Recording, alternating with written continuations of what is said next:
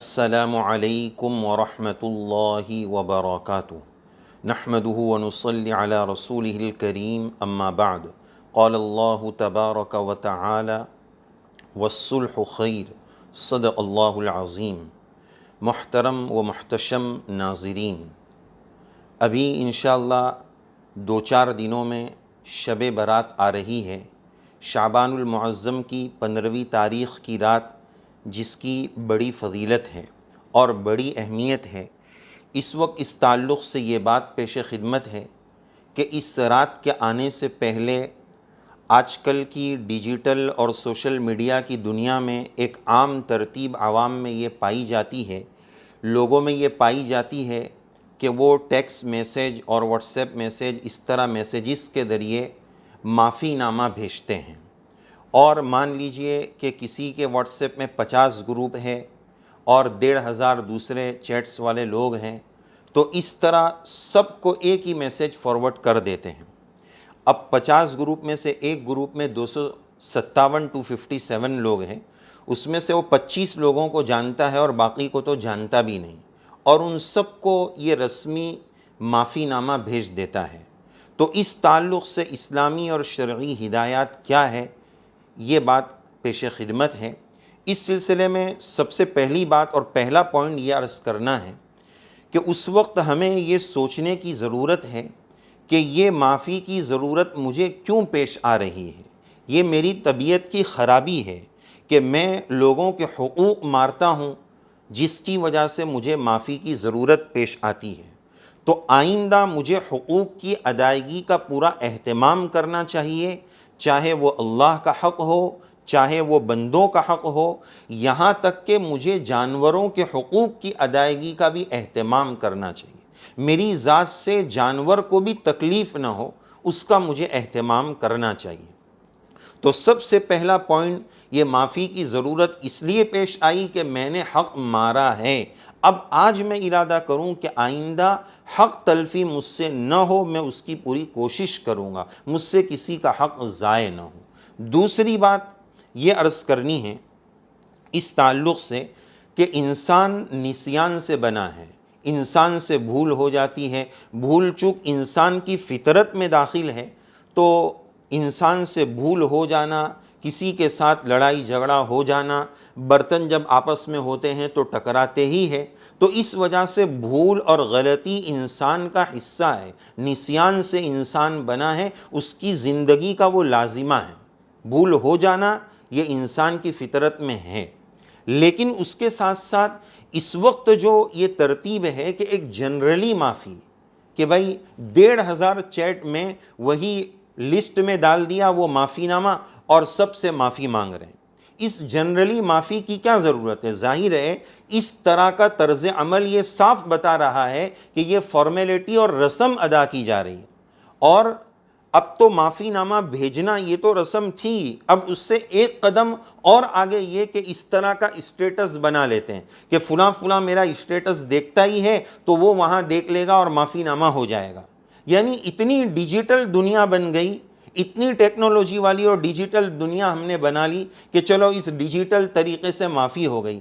مان لیجئے کہ اگر ہم نے اسی طریقے سے ڈیجیٹل طریقے سے معافی مانگ لی، کل قیامت میں اللہ تعالیٰ نے ہم سے یہ فرما دیا کہ چونکہ تم نے ڈیجیٹل معافی مانگی تھی تو اب ہم تم کو اصلی جنت نہیں، ڈیجیٹل جنت کا فوٹو دکھا دیتے ہیں، یہ فوٹو لے لو، یہ نقشہ لے لو۔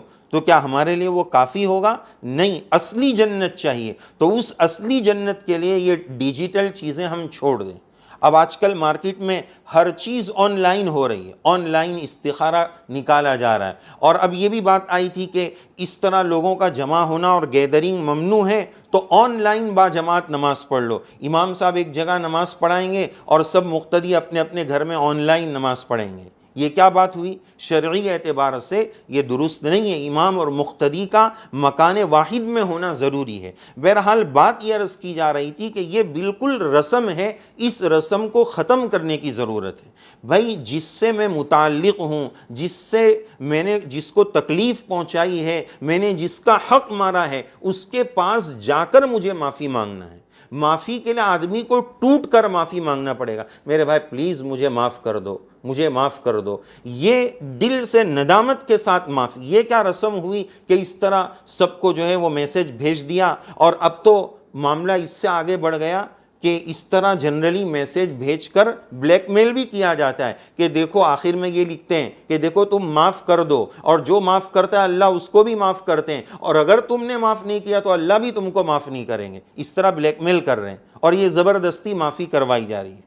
معافی دل سے مانگی جاتی ہے، معاف دل سے کیا جاتا ہے، یہ زبردستی کا سودا نہیں ہونا چاہیے۔ اس طرح کا رسم و رواج جو آج کل چل رہا ہے، ابھی 3-4 دن باقی ہے، غالباً جمعرات کی رات ہے، تو ابھی 2-4 دن پہلے ہی سے یہ معافی ناموں کے سلسلے شروع ہو جائیں گے، اور ڈیجیٹل معافی نامے اور واٹس ایپ کے اور اسٹیٹس کے معافی نامے شروع ہو جائیں گے۔ یہ معافی نامے، اس کی کوئی حقیقت نہیں، یہ صرف رسم ہے، اس کا کوئی فائدہ نہیں۔ جس کا دل دکھایا ہے، جس کا حق مارا ہے، اس کے پاس جا کر دل سے معافی مانگے، یا اس سے فون کر لیں۔ ابھی سب کے پاس جانا ممکن نہیں ہے، تو بس دل سے معافی، رسمی طور پر نہیں کہ 256 لوگوں کو بھیج دیا جس میں سے 220 کو تو وہ جانتا بھی نہیں، تو ایسی رسم ادا کرنے سے کیسے معافی ہوگی؟ لہذا اس کا خیال رکھا جائے کہ ایسی جنرلی معافی نہیں، اپنے آپ میں تھوڑی شرمندگی ہو، اپنے آپ کو جھکایا جائے۔ تیسری ہدایت اس سلسلے میں یہ ہے کہ عموماً لوگ اس معافی کے لیے شب برات کا انتظار کرتے ہیں۔ شرعاً یہ بھی صحیح نہیں، بھائی جب میں نے کسی کا دل دکھا دیا، کسی کا حق مار دیا، تو شب برات کا 15ویں شعبان کا انتظار نہ کروں۔ اب اگر رمضان میں ہو گیا تو کیا 1 سال تک ہم انتظار کریں اس سے معافی مانگنے کا؟ اس سے پہلے دنیا سے جانا ہو گیا تو اس کینے کے ساتھ ہم دنیا سے جائیں گے؟ تو معافی کے لیے 15ویں شعبان کا انتظار نہ کیا جاوے۔ اور اسی کے ساتھ ساتھ چوتھی ہدایت یہ ہے کہ آدمی سچی معافی تب مانگتا ہے جب اس کو اپنی غلطی کا پورا احساس ہوتا ہے۔ آج سب سے بڑا المیہ یہ ہے کہ ہماری اپنی غلطی کا ہمیں احساس ہی نہیں ہوتا ہے۔ ہمارے ابو آدم علیہ السلام کا ایک طرز عمل ہے اور ایک شیطان رجیم کا طرز عمل ہے۔ ہمارے ابو آدم علیہ السلام سے ایک چوک ہو گئی تو انہوں نے کیا فرمایا؟ اعتراف جرم کر لیا، ربنا ظلمنا انفسنا، اے ہمارے رب ہم نے آپ کی بات نہ مان کر اپنی جانوں پر ظلم کر لیا، وَإِن لَّمْ تَغْفِرْ لَنَا وَتَرْحَمْنَا، اگر آپ نے معاف نہیں کیا، رحم نہیں کیا، لَنَكُونَنَّ مِنَ الْخَاسِرِينَ، تو ہم خسارہ اور نقصان اٹھانے والوں میں سے ہوں گے۔ تو ہمارے ابو نے کیا کیا؟ اعتراف جرم، ایکسیپٹ کر لیا، یا اللہ غلطی ہو گئی، ظلمنا انفسنا، ہم نے اپنے اوپر ظلم کر لیا۔ تعویل نہیں کی کہ ایسا ہو گیا تھا اور اس نے ویسا کر دیا تھا، لاجک نہیں چلائی کہ اصل میں ویسا ہو گیا تھا، نقل میں شیطان آ گیا تھا، نہیں، ظلمنا انفسنا، اعتراف جرم۔ یہ ہمارے ابو کی صفت کاش ہمارے اندر آ جائے کہ ہم اعتراف جرم ایکسیپٹ کر لے کہ ہاں ٹھیک ہے۔ آج ہمارا بڑا مسئلہ اور المیہ یہی ہے کہ بڑی سے بڑی غلطی کی ہم تعویل کرتے ہیں، اور پھر اس تعویل کی تعویل کرتے ہی چلے جاتے ہیں، ایک جھوٹ اور ایک غلطی کے لیے 100 غلطی کرتے ہیں۔ ہمیں آدم علیہ السلام کی اولاد میں سے بننا ہے تو ظلمنا انفسنا، اعتراف جرم کر لے۔ اور دوسری طرف شیطان رجیم سے جب گناہ ہوا، اس نے سجدے سے انکار کیا، ابا واستکبر وکان من الکافرین، اور اس کو کہا گیا کہ کیوں تو نے سجدے سے انکار کیا؟ تو اس نے لاجک پیش کی، ما منعک ان تسجد، آپ کو سجدے سے کس چیز نے روکا؟ تو اس نے لاجک پیش کی، خلقتنی من نار وخلقتہ من طین، میں آگ سے پیدا کیا گیا، وہ مٹی سے پیدا کیے گیا آدم، میں اس کو کیسے سجدہ کروں؟ آگ اوپر ہے، مٹی نیچے ہے، اوپر والا نیچے والے کو کیسے سجدہ کرے؟ تو لاجک پیش کرنا، حجت بازی کرنا، تعویلات کرنا، یہ ہمارے ابو کی صفت نہیں ہے، یہ شیطان کی عادت ہے۔ اللہ عز و جل ہمیں اپنی غلطی کو ایکسیپٹ کر لینے، اعتراف جرم کر لینے والا بنائے۔ یہ دو بہت بڑی کوتاہی ہے کہ ہم اپنی غلطی کا اعتراف نہیں کرتے ہیں، اور دوسرا کسی چیز کا علم نہیں ہوتا ہے تو اس کو ایکسیپٹ نہیں کرتے۔ لا ادری، میں نہیں جانتا ہوں، یہ بولنا ہم اس کو بہت بڑا عیب سمجھتے ہیں، یہاں تک کہ یہ عاجز عرض کرے گا، ہم کسی سے کوئی ایڈریس پوچھے کہ بھائی یہ راستہ کدھر ہے، اب وہ بندہ نہیں جانتا ہے تو بول دے، اس میں کون سا اس کی انسلٹ ہو جائے گی؟ بھائی میں نہیں جانتا ہوں، میں یہاں کا نہیں ہوں، پلیز مجھے نہیں معلوم ہے، اچھے انداز میں بول دے، پلیز آئی ایم سوری مجھے نہیں معلوم ہے، اس طرح بول دے. اب وہ خود بھی الجھتا ہے، سامنے والے کو بھی الجھاتا ہے. اچھا دیکھو بھائی ایک کام کرو، آپ ادھر سے یوں نکلو ادھر سے یوں نکلو، اور وہ خود ہی نکل جاتا ہے بیچارہ، وہ بھی کنفیوز اور اس کو بھی پریشان کر دیتا ہے. تو پہلی منٹ میں اگر بول دے لا ادری مجھے نہیں معلوم ہے، تو اس کا بھی ٹائم بچے گا، آپ کا بھی ٹائم بچے گا، اور وہ بہک بھی نہیں جائے گا، وہ کنفیوز بھی نہیں ہوگا.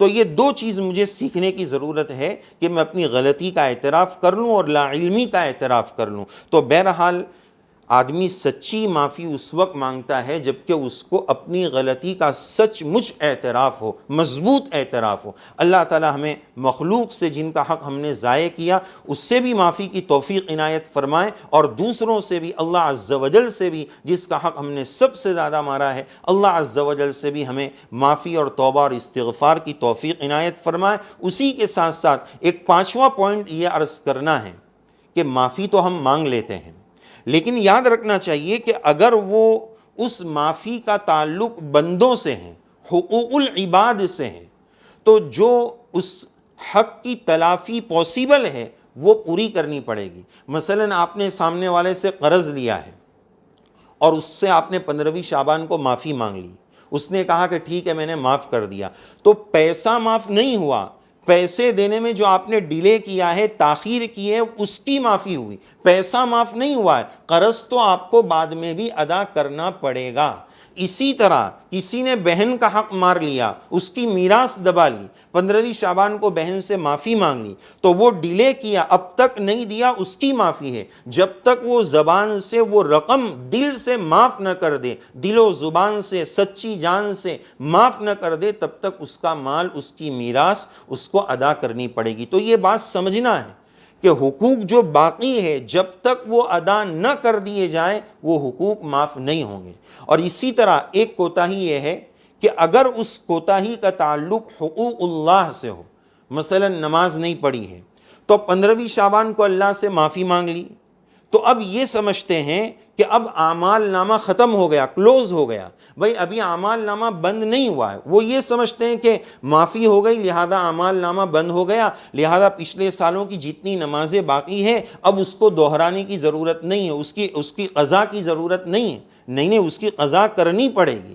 معافی اس بات کی کہ اب تک نہیں پڑی لیکن وہ معاف نہیں ہوگی، اس کی قضا کرنی پڑے گی. اعمال نامہ ابھی بند نہیں ہوا، اعمال نامہ تو ہر انسان کی موت کے وقت بند ہوگا. یہ تو میرے رب کا کرم ہے کہ ابھی اعمال نامہ بند نہیں ہوا ہے، تو جب تک بند نہ ہو میں اس کو زیادہ سے زیادہ وصول کروں، ورنہ ایک وقت وہ آنے والا ہے کہ ہم ایک سبحان اللہ کہنے کے بھی محتاج ہو جائیں گے. تو اس وقت کے آنے سے پہلے اللہ کے بھی جو حقوق ہے، نمازوں کے تعلق سے، روزوں کے تعلق سے، زکوٰۃ کے تعلق سے، وہ سب میں ادا کرنے کا اہتمام کروں. خلاصہ کلام یہ کہ 15ویں شعبان سے پہلے یہ جو رسم چل پڑی ہے، معافی نامہ اور بولیا چالیا معاف، دعا میں یاد رکھ جو، اور ساری دنیا کو اس طرح کا معافی نامہ بھیج دیا، نہ جان نہ پہچان، اور بیگانی کی شادی میں عبداللہ دیوانہ پہچان بھی نہیں ہے، اور سب کو اس طرح بھیج دیں، یہ بالکل مناسب نہیں ہے. جس کا حق دبایا ہے، جس کو ناراض کیا ہے، جس کا دل توڑا ہے، اس سے سچے دل سے معافی کا ہم اہتمام کریں. اللہ عز و جل ہم سب کو توفیق عمل سے نوازے اور اپنی غلطی کا اعتراف جو ہمارے ابو آدم علیہ السلام سے ربنا ظلمنا سے ہمیں سبق ملتا ہے، وہ صفت اللہ تعالیٰ مجھے بھی نصیب فرمائے، ہم سب کو توفیق عمل سے نوازے. اور یہ جو رسم چل پڑی ہے اللہ تعالیٰ اس رسم سے ہماری حفاظت فرمائے. پھر اس رسم کا اثر کہیں اللہ کی جناب میں بھی ہم اسی طرح کی فارمیلٹی والی توبہ اور استغفار کرنے نہ لگ جائیں. اللہ اس سے ہماری حفاظت فرمائے. سچے دل سے اللہ تعالیٰ اپنی ذات سے بھی ہمیں معافی مانگنے کی اور بندوں سے بھی معافی مانگنے کی توفیق عنایت فرمائے. آمین یا رب العالمین. وآخر دعوانا ان الحمد للہ رب العالمین. ہے ہند میں انوکھا مرکز تحفظ دی، یہ دی کا ترجمہ ہے مرکز تحفظ دی.